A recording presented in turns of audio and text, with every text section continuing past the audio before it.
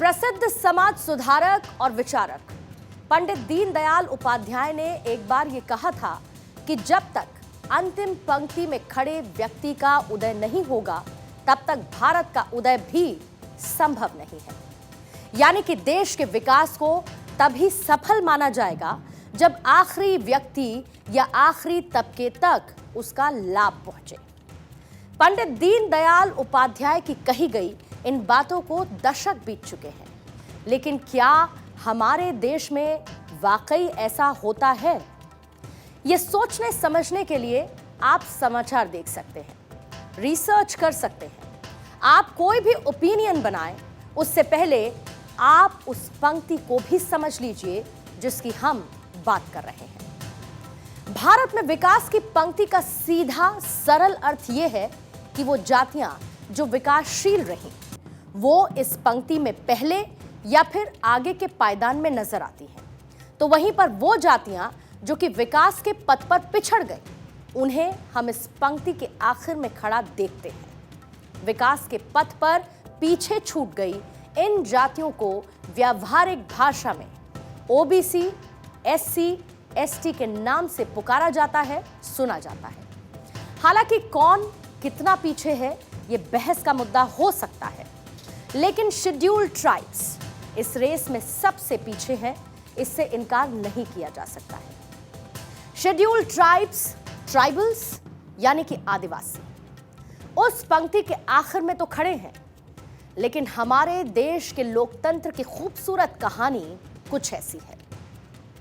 आपको अब full screen नजर आ रही है और उस फुल स्क्रीन पर ये तस्वीरें किसी भी आंकड़े से बड़ी हैं जो आपको सच्चाई के साथ ये समझाती हैं कि हमारा लोकतंत्र महान क्यों है।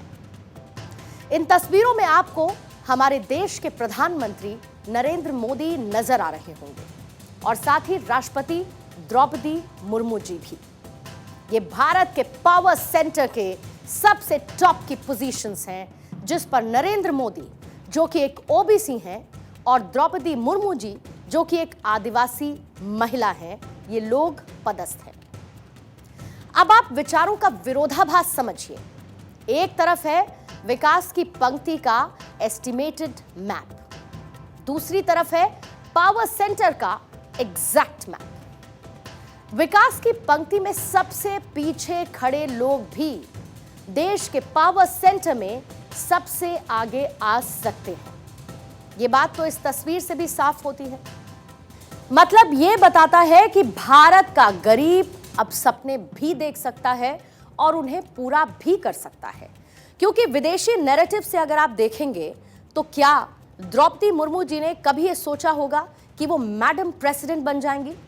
और मैडम प्रेसिडेंट ही क्या, दुनिया की सबसे विशालतम सेनाओं में से एक भारतीय सेना की कमांडर चीफ भी बन जाएंगी, जबकि वो सो कॉल्ड पंक्ति में सबसे पीछे खड़े तबके से आती हैं। खैर, एक समाज के तौर पर आदिवासी सबसे पीछे छूट गए, इस बात से भी इनकार नहीं किया जा सकता।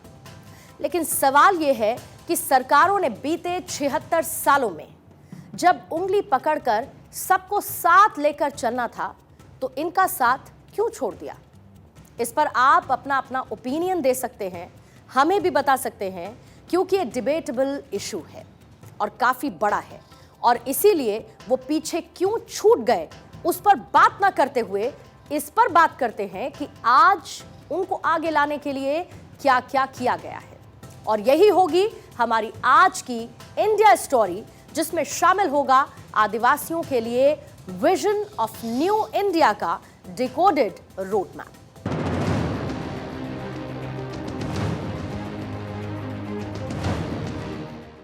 1857 से 1947 तक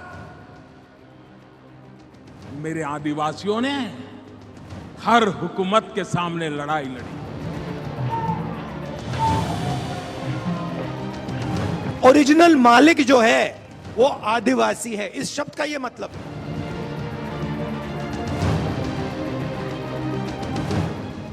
आदिवासी शब्द दो शब्दों आदि और वासी से मिलकर बना है और इसका अर्थ मूल निवासी होता है।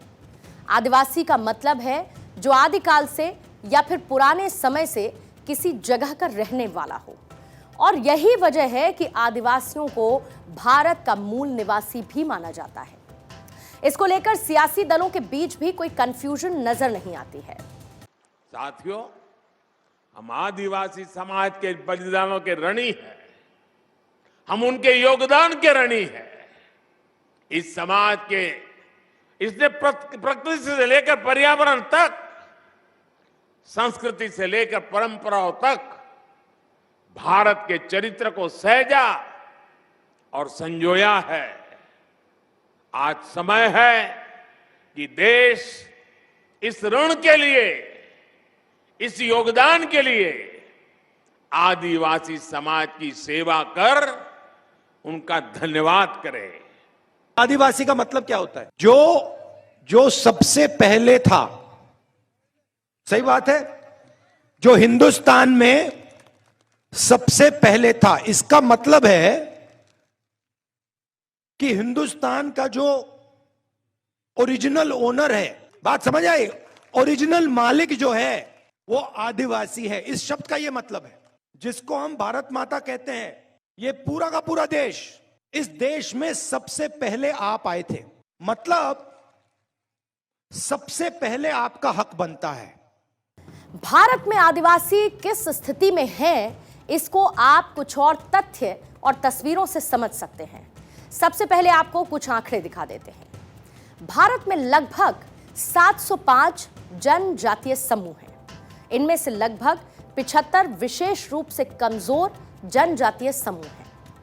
1961 की जनगणना रिपोर्ट ये कहती है कि देश में अनुसूचित जनजाति की आबादी करीब 3.1 करोड़ यानी कि कुल जनसंख्या की 6.9% थी।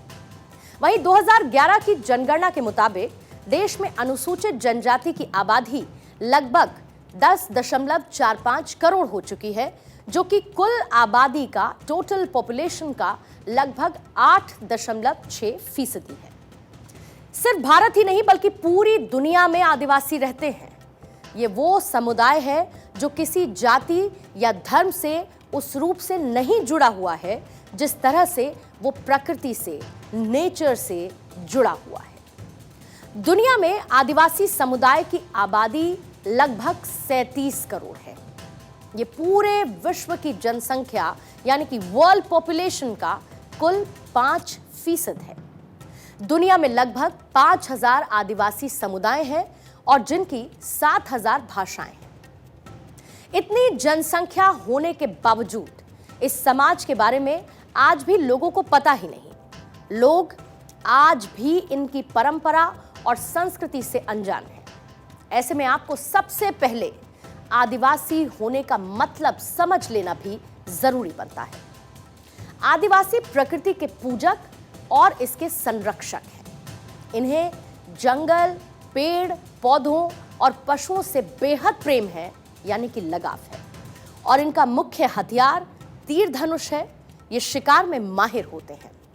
सादी जीवन शैली और पारंपरिक भोजन, सहज, शालीन और शर्मीला स्वभाव इनकी पहचान होती है। अतिथियों के स्वागत सत्कार को लेकर ये आतुर रहते हैं। कुनबे में रहना और उसका ख्याल रखना इनकी खासियत है।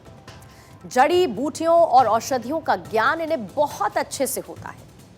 अपनी संस्कृति, भूमि और अपनी भाषा से इन्हें बेहद लगाव है। पारंपरिक कला व गीत संगीत से इनको प्रेम है। पूर्वजों द्वारा स्थापित परंपरा का ये आज भी अनुसरण, उसका पालन करते हैं। भारत की सबसे अधिक ज्ञात जनजातियों में गोंड, भील, संथाल, मुंडा, खासी, गारो, अंगामी, भूटिया, चेंचू, कोडाबा और ग्रेट अंडमानी जनजातियां इसमें शामिल हैं। साल 2011 की जनगणना के मुताबिक इन सभी जनजातियों में भील आदिवासी समूह भारत की सबसे बड़ी जनजाति है। ये देश की कुल अनुसूचित जनजातीय आबादी का करीब 38% है। ये तो हुई आदिवासियों की बात।